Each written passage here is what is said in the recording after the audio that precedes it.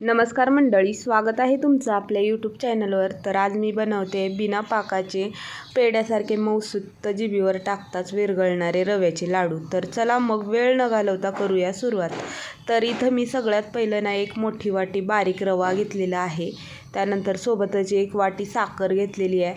त्यानंतर इथं मनुके आणि थोडेसे बदाम घेतलेत. 1 चमचाभर विलायची पावडर घेतले आणि ना 1 पाऊण कप तूप घेतलेलं आहे. तर चला मग सगळ्यात पहिलं ना आता आपल्याला साखर बारीक करून घ्यायची आहे मिक्सरला. तर याला बारीक करून घेऊया. त्यानंतर दुसऱ्या साईडला ना कढई ठेवली आहे गॅसवर आणि कढई गरम झाली की याच्यामध्ये ना अर्धा कप ना तूप घालून घ्यायचं आहे. 1-2 चमचे तूप ना महाग ठेवून देणार आहे. तर आता तूप घालून झाल्यानंतर आता याला ना गरम होऊ दिलं. त्यानंतर याच्यामध्ये बदाम आणि मनुके घालून घेतलेले आहेत. आता मनुके आणि बदाम ना क्रिस्पी होईपर्यंत थोडेसे परतवून घ्यायचे. आता हे परतवून झालेले आहेत. तुम्ही बघू शकता मनुके किती फुगलेले आहेत, म्हणजे छान असे भाजलेत. तर आता याला एका वाटीमध्ये मी काढून घेते. आता वाटीमध्ये काढून झाल्यानंतर गॅस बारीक करून घ्यायचा आणि त्याच तुपामध्ये रवा घालून आता ना बारीक गॅसवर ना छान असा ना रवा परतवून घ्यायचा आहे. त्याचा वास सुटेपर्यंत छान असा परतवून घ्यायचा आहे. आता ह्या रव्याला ना सारखं हलवत राहायचं, नाहीतर ना काय होतं खाली रवा चिटकतो आणि ना लालसर होतो. त्याच्यामुळं ना सारखं हलवत राहायचं. त्यानंतर बघा रवा छान 1-10 मिनटं भाजलेला आहे आणि मस्त असा वास सुटला आहे रव्याचा. तर आता इथं ना राहिलेलं 1 चमचाभर ना तूप घालून घेते मी. तर तूप घालून झाल्यानंतर 1-2 मिनटं अजून परतवून घेतलं छान असं. त्यानंतर आता याच्यामध्ये ना 1 वाटीभर साखर घालून घेते. जेवढा रवा आहे तेवढीच साखर घालून घेतलेली आहे मी. तुम्ही ना तुम्हाला जसं थोडंसं सप्पं गोड लागतं तसं साखर कमी जास्त करू शकता. त्यानंतर ना साखर घालून झाल्यानंतर याच्यामध्ये 1 चमचाभर ना विलायची पावडर घालून घेतली.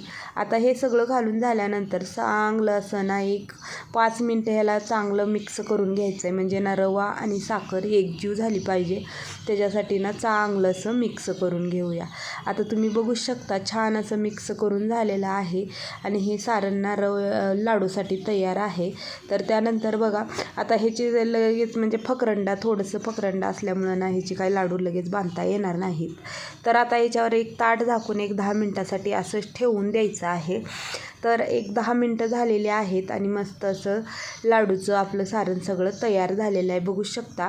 त्यानंतर आता याला ना बांधता यावं, ह्याला बाइंडिंग यावी, त्याच्यासाठी ना आपण ह्याला मिक्सरला बारीक असं वाटून घेणार आहोत.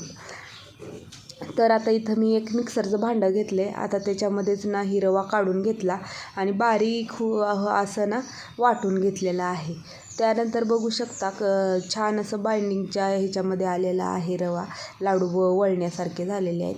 त्यानंतर ना मग आता याच्यामध्ये भाजलेले ना बारीक करून मी बदाम घेतलेले होते, ती बदाम घालून घेतले. त्यानंतर सोबतच मनुकेही घालून घेतलेले आहेत आणि हे सगळं घालून झाल्यानंतर चांगलं असं ना मिक्स करून घ्यायचं आणि तुम्ही बघू शकता आपलं सगळं सारण ना लाडू बांधण्यासारखं झालेलं आहे. तर आता मस्त असे ना मीडियम साईजचे लाडू वळून घ्यायचे आहेत. तुम्ही बघू शकता लाडू किती छान झालेले आहेत, मऊसूत झालेले आहेत.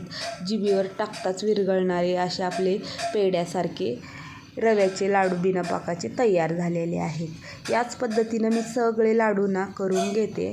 तर ह्या लाडूला ना काही टाईम लागत नाही, काही नाही. एकदम 10-15 मिनटामध्ये छान असे बिना पाकाचे लाडू, दाणेदार असे रव्याचे लाडू तयार झालेले आहेत. एकदम सॉफ्ट झालेले आहेत, कडक हे काही झालेले नाहीत.